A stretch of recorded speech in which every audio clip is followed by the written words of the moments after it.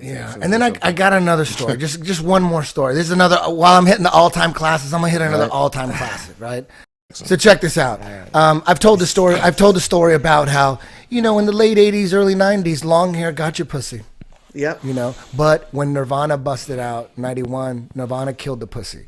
So the long hair actually, live by the sword, die by the sword. That's what the long hair movement was all about. When in 1988, 89, all that Guns N' Roses, all that Motley Crue, Poison shit, that shit overflowed to reality. I would go to clubs by myself because I knew I was going to get pussy because I had long hair.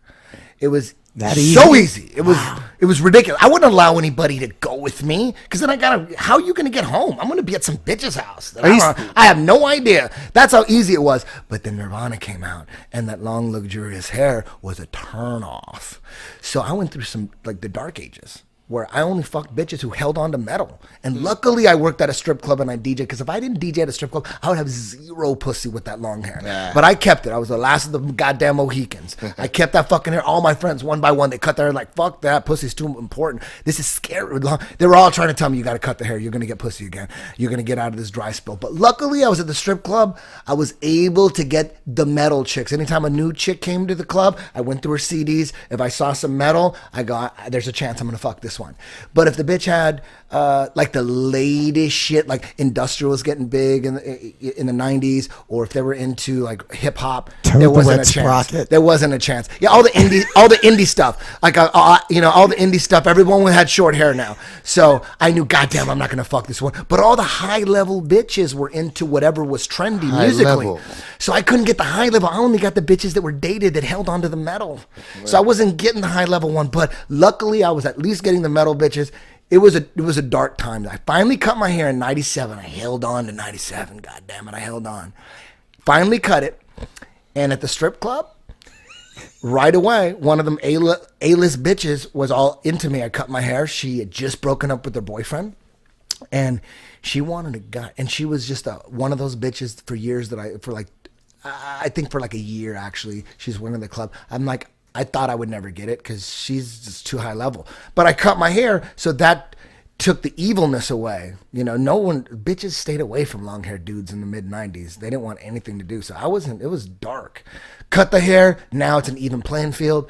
Right away, this chick, I don't want to say her name, we started dating. She just broke up with her boyfriend. She needed me to give her a ride home after the strip club right away. I'm like, oh my God, this is so fucking glad. Why didn't I cut my hair before? What am I doing? I'm giving this bitch a ride home. She just broke up with her boyfriend, so she's staying at her friend's parents' house. Her best friend still lives with her parents. They're helping out this girl that grew up with her daughter because she just broke up with her boyfriend. So I'm dropping her off at her friend's parents' house. So I can't go inside. It's 3 o'clock in the morning after the strip club. So I can drop her off. So we would make out like in the driveway. We would make out, had tinted windows in my Ford Explorer, and then I would feel her pussy. She wouldn't give me too much. And then like about the third time, she started sucking my dick. Every time I drop her off, she'd be sucking my dick. I'm like, fuck, yes. And then eventually we got to the point where I couldn't go inside. After about maybe I dropped her off 4 or 5 times, she was going to give me the pussy. She decided to give me the pussy. Now, this is after a whole shift, 6 hours of fucking lap dancing and grinding your ass on fucking cock and sweating and the high heels and walking up and down the stairs and grinding and getting their fucking, those quads burning and shit from them lap dances and shit. Man, it's not like she just got out of the shower. Let's put it that way. So, man, her pussy fucking reeked. I was finger banging. I'm like, oh my God. The pussy was just stank. And not only that, I've had a lot of stinky pussy. I've had girls that had stinky pussy. You deal with it. A lot? You got to wash your hands for 2 days. But this chick didn't just have stinky pussy. When I got her naked, she was so hot, dude. She was so 19 and just so model hot. Like, it was like, at that point, I couldn't believe I got this chick. So I was like dealing with the bad pussy. But when I threw her in the back seat and we took off her high heels, or she had tennis shoes on, we took those tennis shoes off. No. Dude, her feet were so bad, dude. Just like the worst bad feet. The worst bad. Imagine not taking a shower for 3 days and you had tennis shoes on without socks for 3 days, and you went hiking up in fucking Runyon Canyon and didn't wear socks. Dirty. Those feet. So it was bad feet. and bad pussy at the same motherfucking time. So she's in my back seat, on her back, her legs spread open, dangling like this. So her feet are right by her pussy. I'm right there in the back I missed that. Do that again one more time. Like this. Imagine the feet and then the pussy order. The pussy order is right here. And then the feet are like, I mean, the camera's right there. Yeah, dude, it was like, let them see your man. It was a combo that was so, I swear to God, dude, I opened, my Ford Explorer had 2 windows that opened sideways like that. Dude, I'm banging her like this, trying not to stay up. You know when you're fucking a chick missionary and your head's down there and you're like, yeah, and you're holding the legs? I couldn't stay in that area. That was fucking biohazard area right there. I had to like pretend like I was romantic, all like R. Kelly and shit, kissing her neck and trying to, I swear to God. Going for the window? It was, imagine rotten pussy and rotten feet. Imagine that. It wasn't something that I wanted to do, dude. It wasn't something that I didn't want to stick my face out the fucking window. It's embarrassing. I had to keep conscious. It was the smell, dude. I'll never forget it. This was 1997, dude. The smell was a swirl of death, of bad pussy, bad feet. I couldn't make it was like its own flavor. Let me ask you it's this. like mix root beer and Dr. Pepper. There's 2 different, to me there's like 2 different kinds.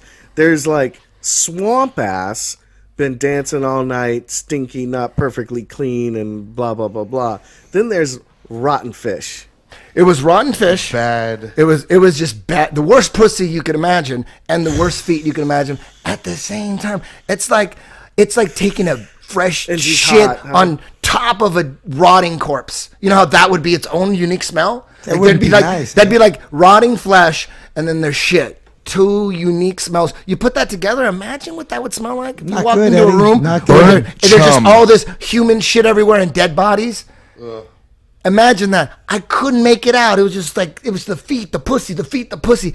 It was so bad. It was so bad, I kid you not. And she was so hot that I had to tell her, man, I sat her down. And at that point, I was really into taking vitamins and minerals. And I had that thick ass book. So wait a minute. You're telling me you made the mistake of telling her the truth is where this is going to? I told her she had a B vitamin deficiency. If you look up vaginosis, I didn't bring up the feet because I knew the feet, that's an easy fix. Wash them goddamn feet before we fuck.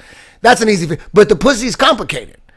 It could be a lot of things. Maybe you're a fucking hooker, or maybe you have a B vitamin deficiency, or maybe your fucking underwear are too tight. Maybe you're just not showering enough. I don't know. But I told her, I blamed it on the vitamin deficiency because I didn't want to just say you're a stank asshole, wash your pussy. I said, you have a vitamin deficiency. It says, in vaginosis, you look at the prescription for natural healing book. Really thick book, like the fucking Bible. You look under V, it goes through every goddamn ailment, and then what vitamins would help. And there's a fucking chapter for vaginosis, and it's all talking about B vitamins. And I told her, so she would show up to my house with a duffel bag every goddamn. She was my girlfriend for about a year. We ended up going out for about a year, and she did it get better? Well, it lasted a year. Oh yeah, no. From that point on, she never stank ever again. It was fantastic. Good, and nice. She would show up to my house with a duffel bag of vitamins like Joe fucking Rogan.